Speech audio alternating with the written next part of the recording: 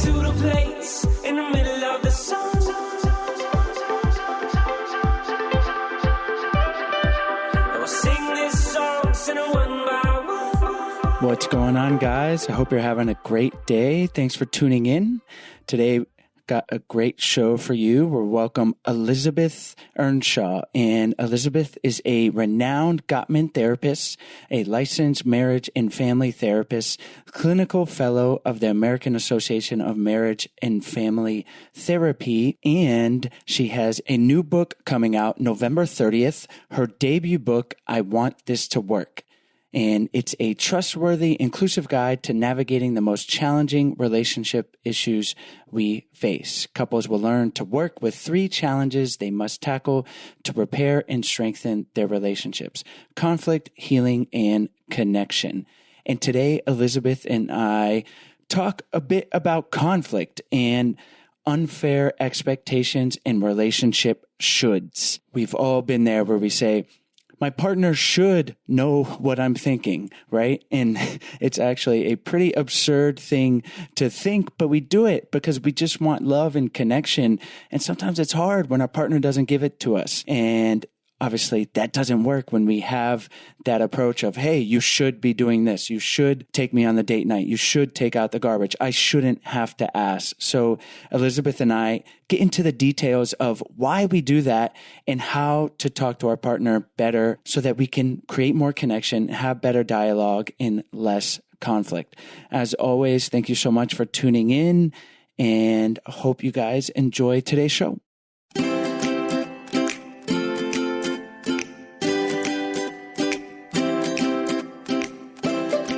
Hi, Liz. Thanks so much for joining me on the show today.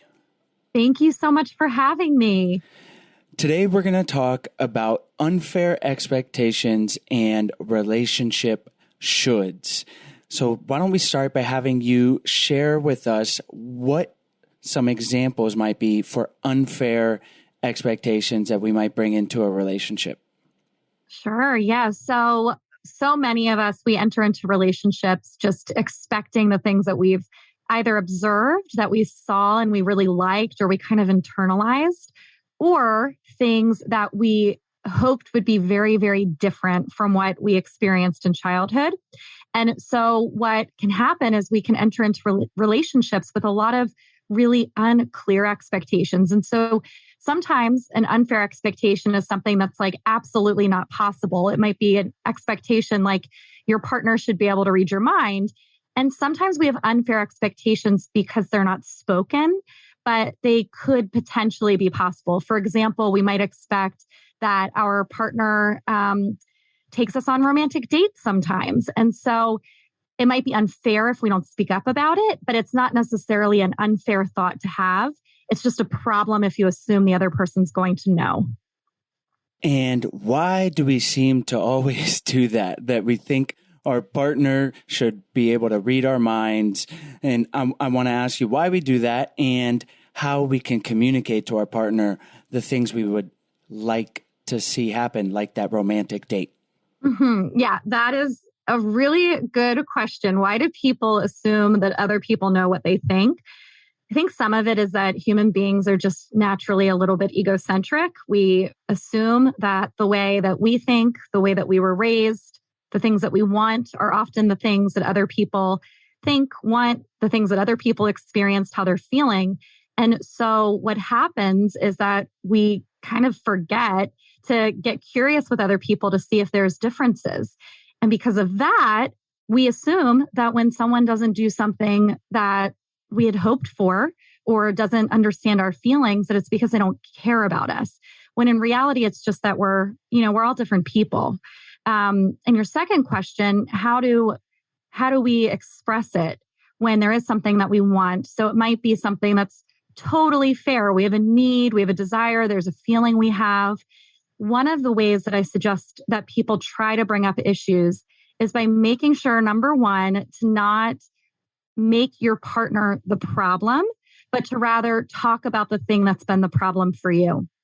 So for example, with the date nights, it's not that your partner is unthoughtful or lazy or unromantic, which when we get resentful, we might say things like that. We might say, you're never romantic, you never think of me, but instead to talk about what's been difficult for you. So to say something like, hey, over the past few months, we haven't been spending a lot of time together.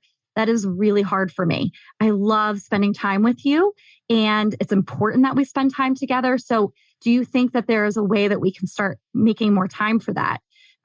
Or it might be saying something like, I love date nights. And one of the things that's important to me, and I don't think I've ever expressed this, is when people plan them. And I'm just wondering if you could start doing that in our relationship. Now, when I make this suggestion to people, one of the things that they'll say a lot is, I shouldn't have to ask. And so that's where we get stuck in these shoulds. They'll say, but I shouldn't have to ask my partner to take me on dates. They should just know, or I shouldn't have to ask them to do X, Y, and Z. And that's where we can really get ourselves into trouble. I shouldn't have to ask. I definitely have felt that way. And yeah, but it's a crazy egocentric thing to bring into a relationship, really, because it's like, no, you do need to ask. And we have different upbringings. We're different people. And that's what makes relationships beautiful, but also very hard. So I want to go back over, you said the specific things of how to talk to your partner. And that's so important. Don't make your partner the problem. Use I statements instead of you do this. What if we use I statements? We don't make our partner the problem. We communicate in the best way we can, but then our partner gets defensive and they're like, hey, what are you talking about? I tried to take us on a date 2 weeks ago and this and that. And it seems like that's a lot of times from personal experience, that's a inevitable thing that comes up. I don't want to say inevitable, but a thing that comes up. So how can the defensive partner not respond that way? And how can the partner that's asking for the date nights then continue the dialogue with a partner that's getting defensive? I'm so glad you brought this up, because that is the big problem, right? Is that if I suggest to people, well, just bring it up, make sure that your partner knows, share this with them. It is often the case that they share it and then the response is defensiveness. And that can be really defeating. And you said inevitable, and it kind of is inevitable in our relationships to be met with defensiveness. And it shouldn't be kind of the chronic state of being. So when we bring up an issue, we can reduce the likelihood of defensiveness in the other person by using I statements, like you said, by making sure to talk about what the actual problem is and not identifying character flaws. And so we're avoiding criticism in doing that, right? And an easy hack is to make sure that you're not using words like always or never. So if you say things like, you never think about me, or you're always on your phone, or you're never helping around the house, those types of statements are going to be likely to elicit defensiveness. Even if the other person shouldn't get defensive, they probably will. And that's because it's human nature to defend ourselves, right? So if you start criticizing me, or if you start telling me that there's an absolute truth about me, for example, you're saying you never think about me. So you're saying that it's an absolute truth about me that I'm not thoughtful about you. I'm going to start telling you all of the moments where I was thoughtful instead of actually listening to you. So as the speaker, as the person bringing up the concern or the complaint, it's really, really important that you do it in a way that talks about the issue and talks about your own feelings. Now, you might do that and your partner might still get defensive. And this is because defensiveness is about perceived criticism. So it could be real criticism, it might not be, but it's the perception of it. And so if your partner feels any sense of shame, or like you're not understanding the whole story, or they're embarrassed, they're going to get defensive. Now, if you're the partner who gets defensive and you're listening, you might even be having defensive thoughts about that. You might say things like, no, that's not true. Or yes, it is true that I haven't done a lot of dates recently, but that's because I've been so busy. So you'll over justify yourself, or you'll add buts in.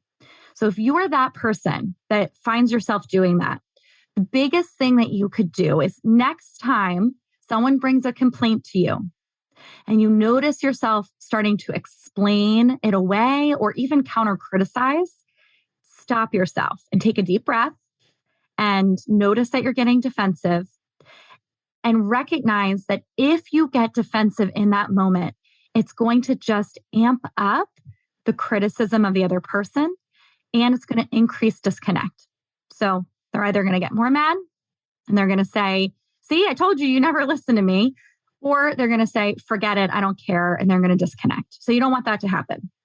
And instead, what you can try to do is take responsibility for your part or validate any part of what the other person is saying that makes sense. So your partner says, honey, I don't think we've been having enough date nights. I really want some more date nights, or I would really love for you to plan dates. Instead of saying something like, well, the reason I haven't planned dates is because you haven't had enough time for me recently. What you want to try to say instead is, you're right, we haven't really hung out that much recently. What do you think we should do about that?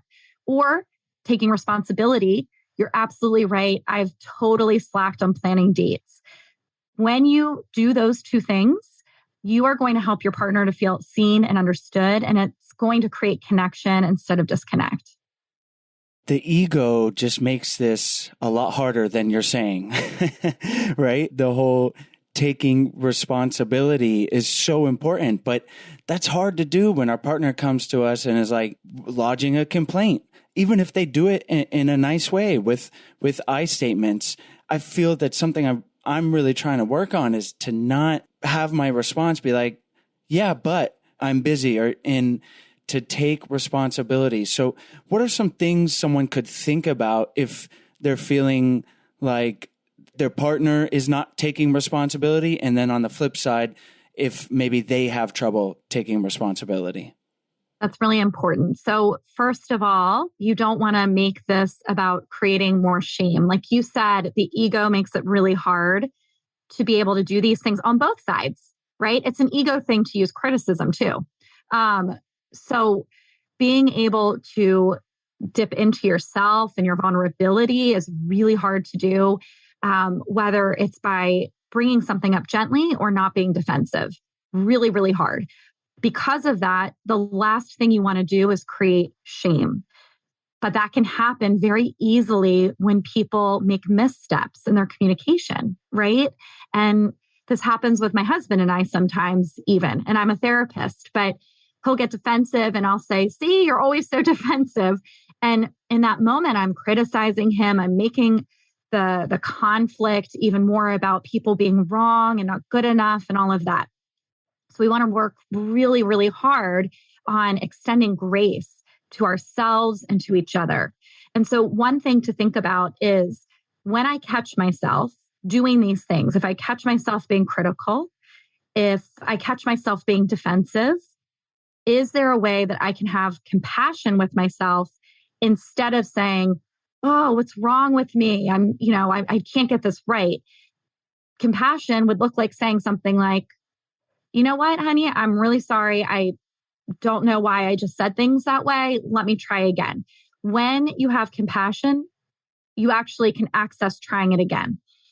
Compassion with the other person is also really important then. So if your partner gets defensive, instead of saying, you're always so defensive, are you able to say something like, hey, honey, what's going on? I am just trying to talk to you about something that's important to me. And I can hear that, I don't know. I feel like maybe you think I'm criticizing you or something like that. So when you have compassion for your partner, when you can give them a grace, you can actually be curious about them. Same if someone's being critical. Babe, I really want to listen to you right now. I can tell that something's important. And the way that you're talking to me at this moment is making it really hard for me to listen. So when we extend grace, we give people another chance. We let them know what's happening for us.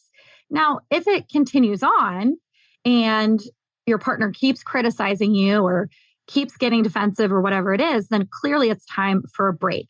And the reality is that I don't really know any couples who are so amazing at dealing with conflict that they avoid these situations all the time. So when you can't avoid it and you just keep getting entrenched, at least one of you has to be able to take the initiative to say, this isn't going well. Let's just take like 20 minutes, chill out, and we'll talk later. It can be really hard because the other person might be still stuck in like what you said, that ego, like, no, we're going to talk right now, or why aren't you listening to me, or whatever it is. But at that point, a break is really, really important.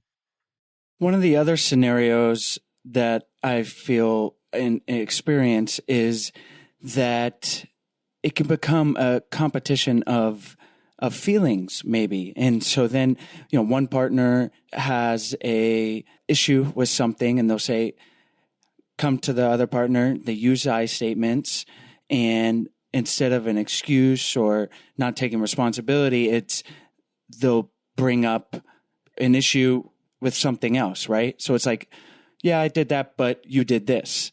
And that's going to lead to nowhere, basically. So what would you say to people stuck in that pattern? Yeah, really good question. So that would be called the blame game pattern, where there's this competition, and sometimes it's about feelings. I feel really sad because you aren't doing X, Y, and Z. And the other person says, well, I feel really angry because the way you spoke to me last night. So I guess that's just how it is. And you get entrenched in this pointing fingers back and forth, which is really frustrating, obviously. And what happens is, in most cases, nothing gets resolved because you get totally gassed out in the argument, and then it just ends. You sweep things under the rug, and then you fight again when it comes back up. So even within that, though, there's still that defensiveness coming up, right? I'm sad. I'm telling you I'm sad because we didn't talk today. And then your defense to that is, well, I'm not going to let that in. I'm putting my shield up because I'm mad at you. And that's why I didn't talk to you. So even if your feeling within your defensiveness is totally valid, it often doesn't get heard if you utilize it right away as your shield. So I'm sad. And I'm mad at you. You're sad and I'm mad at you. I'm going to put my shield up right away. I'm going to block your sadness because essentially I'm saying your sadness doesn't count because I'm mad. The second that happens, you've already decided that you're in a power struggle with each other. You're deciding who's important, whose feeling is more important in that moment. And that is really challenging to get out of. And so what I encourage people to do is try to slow down. And this doesn't mean that your defense isn't eventually going to come up. At some point, it has to. But it might mean that even just for a split second, if somebody says, I'm really upset we didn't spend time together, and you're really mad at them, maybe what you could say is just take a second, 5 seconds, and say, whew, okay, tell me what you're upset about. I want to hear it. Or just validating. I get that you're upset that we didn't hang out today. And then, because your side is really important too, you can seg into, would it be okay with you if I talk about what was going on for me that made it hard for me to hang out today? When you ask a question around consent, it's so strange. Sometimes that's all it takes to turn something from feeling like it's you being defensive to feeling like a conversation. So if you have something you need to explain, if you have a counterpoint, if you also have a feeling, just saying something like, would it be okay with you if I talk to you a little bit about what my perspective was in this situation? That can make a huge difference. But before we continue on, we're going to tell you about today's sponsors. Today's episode is brought to you by BetterHelp. Nowadays, it is definitely okay to talk about our mental health and happiness. We are not meant to keep everything inside, and therapy truly helps. But what is therapy exactly? Well, it is whatever you want it to be. Maybe you're struggling in your relationship, or maybe you are super happy, but you want to be proactive in your relationship and look for some tools that might help you in the future. Or maybe you just feel overwhelmed with life and need someone to talk to.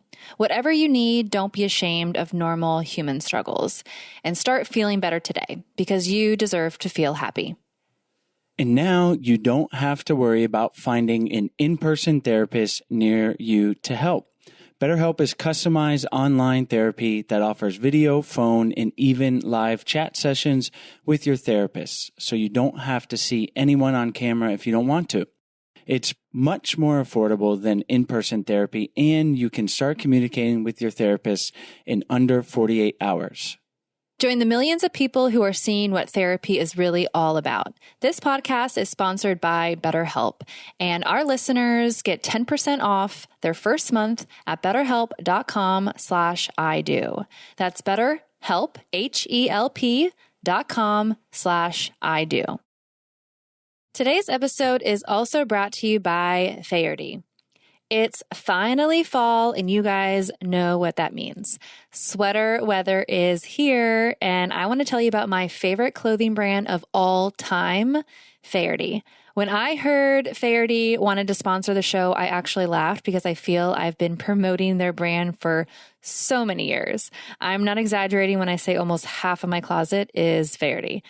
But anyways, back to sweater weather. Whether you're grabbing drinks with friends after work, chilling around the campfire, or going on a holiday vacation, Faherty makes the perfect clothes that are so stylish and so comfortable.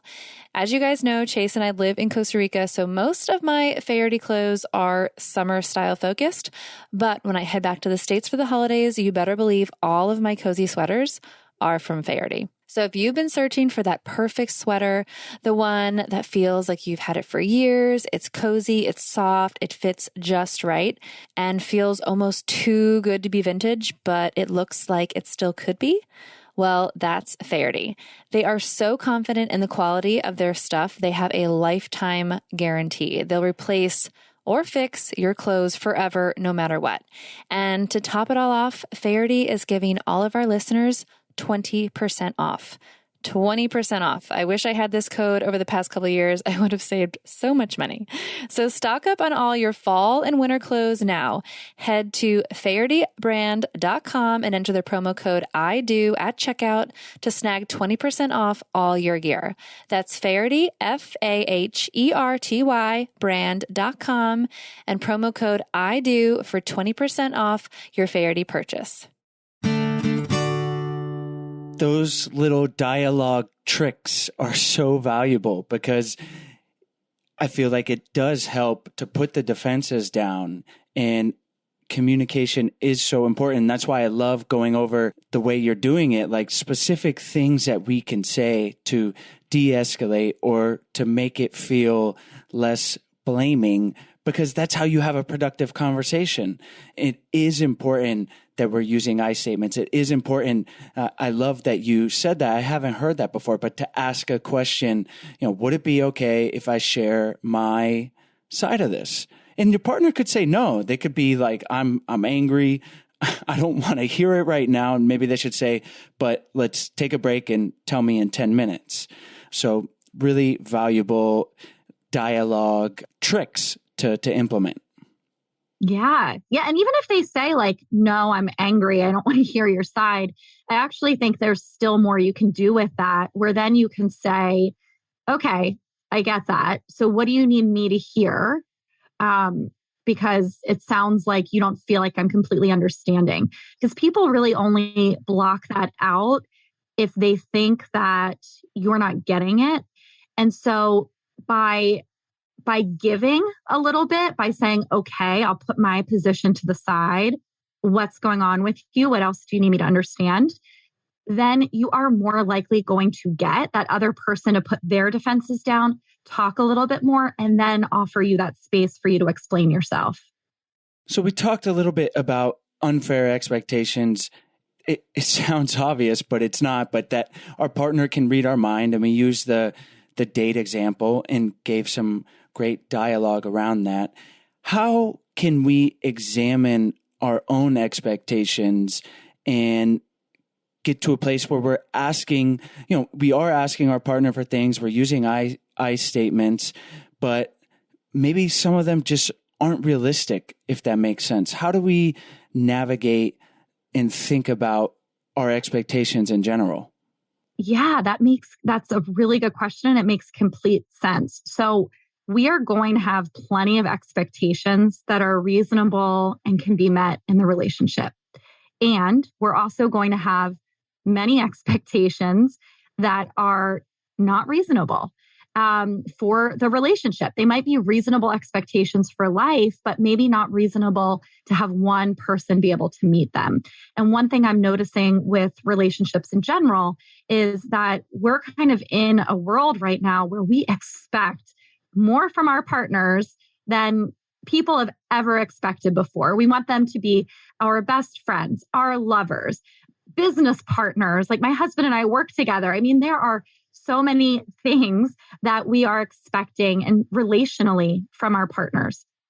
And something that is really, really important is if you find yourself starting to be disappointed or feeling like your partner isn't meeting all of your expectations, to sit with yourself and to say, well, is it because they have to? Could I still be happy in this relationship if they don't? And if they are really important to me, are there other places that some of these things can be met? Or are these even fair for anybody to do for me? And so, we might have this expectation that our partner and I are going to always be together and that they're going to be the one that makes my life feel fun and full. And we're going to do all of our activities together. And maybe that's not what's happening. And so is that something that maybe you can start expecting your friends to spend more time with you? You can start expecting yourself to pick up some hobbies or to do some other things outside of the relationship. So there are going to be expectations that you're not getting. And this is the really hard part. You have to decide, is this something that I can get somewhere else and it's still going to be okay for the relationship? Or are these like deal breaker expectations? I would say for many people, they're not deal breakers. But if you don't do that reflection, what ends up happening is you get into conflict because, again, you just have all of these shoulds placed on the other person. It's so important to get clear on our own expectations and then to share them with our partners because like we've been talking about, they're not mind readers, right? They're not going to know what it is, how often you expect to go on a date night, because I always like to say this, but that's why relationships are so hard. We have unique upbringings, we're unique individuals, and then we come with another person who has their own uniqueness. And one person, a date night every 2 months is like perfect. And the other, they want it weekly. But unless you talk about that, you're going to have conflict, right? So it's such a valuable exercise, not only to understand our own expectations, but then really the important next step is to share them with our partners. Yeah, absolutely. And then the question is, can we create like win-win scenarios most of the time? And like that example you gave was so good. Some people are totally fine with like 1 date a month, 2 dates a month. And other people are like, no, I want to hang out with you multiple times a week. My husband loves spending a ton of time together and it's so sweet. And if he was matched with someone who's like, you know what, I only want 1 date a month, I don't know how that would work out. But it's not that either person would be wrong, right? The question would be, can you come up with win-win scenarios together where you're able to look and say, okay, you like to have more independent time. I like to have more time with you. What feels like a happy middle ground here that kind of honors both of our core needs while still making room for flexibility? And this is something I talk about a lot with expectations. In a relationship, you have to be willing to be flexible with most of your expectations, right? You have to be willing to say, I would love X, Y, and Z, but because I'm building something with another human being, I'm willing to take influence from them around what that's going to look like in our lives. When should we not be flexible around our expectations? I know a lot of the time I've talked about values, and that's obviously super important, someone being ethical. But to me, it's understanding our expectations. But when do we draw a line? Yeah. So definitely values and definitely respect, right? So everyone should have the expectation that they're going to be respected in their relationship. And this is across the board, like that they're going to be physically respected, emotionally respected, And when people aren't being respected, things like verbal abuse can happen, physical abuse, not taking you into consideration in the relationship. So tons of unilateral decisions being made, throwing you under the bus, gossiping, like all of those types of things.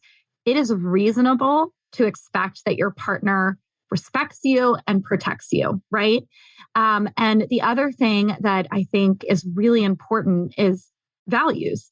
And I'm not just talking about, there's actually like room for difference with some values, right? Like I might really value money and somebody else that I'm with might not. And there's actually ways that you can work through that. That's called a perpetual problem, but it doesn't mean that there's not a middle ground that people come up with. That happens a lot in relationships. But there are certain values, like you said, ethics that really, really matter. And if you expect that other people are, let's say, an ethical person and they're not, that's a totally fair and normal thing to expect. And you're probably not going to be too flexible with that. Well, Liz, you have given us a lot to think about and a lot of great tools to implement. And we've talked about this before on the show, conflict resolution, how to talk to our partner in the most productive ways.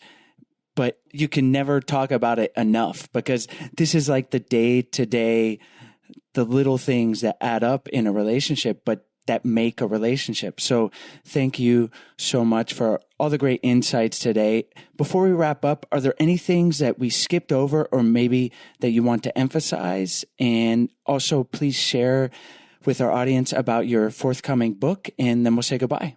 Awesome. Yeah, no, you did such a great job asking questions. I don't think we skipped over anything. I think you did such a nice job thinking of like examples where it might be hard for people to navigate this type of stuff so that we could call some of that out. So thank you for doing that. And my book I'm so excited. It's going to be out on November 30th. It's called I Want This to Work. And it is a guide for healthy relationships. If you are struggling in your relationship, if you're feeling frustrated about disconnect, difficult communication skills, and you're not really sure what to do next, I offer a lot of really clear advice and suggestions based off of my work with like hundreds of couples over the past decade for how to change some of those really stuck issues in your relationship, just like we talked about today, actually. Awesome, Liz. And where can people find more information about yourself and about the book? Great question. Yeah. So you can find more about me on my Instagram at Liz Listens. I share relationship advice there. You can also find me at abetterlifetherapy.com. And my book is going to be everywhere that books are sold. So anywhere you like to buy your books, it will be there. And there is also the Audible version as well if you prefer to listen. Awesome. Well, our listeners can find the links in the show notes and at idopodcast.com. And thanks so much for coming on the show today, Liz. Thank you so much for having me. As always, thank you guys so much for tuning into today's episode. As always, all the links to the guest, as well as any of their recommendations, will be in the show notes page. You can find the link to that in the episode description or by going to idopodcast.com. Click on the podcast tab up at the top, and you will have access to all the episodes that we've ever done. There are over 300 of them. And while you're on our website, if you haven't checked out our free 14-day Happy Couple Challenge, we really hope you do. It's a free email challenge that we send to you. It's 14 days of fun, easy, doable challenges to help strengthen and improve your relationship. And if you're looking for something that provides a little more help with working on your relationship, whether it's improving intimacy or communication with your partner, or just bringing the spark back, we would love for you guys to check out our online course, Spark My Relationship.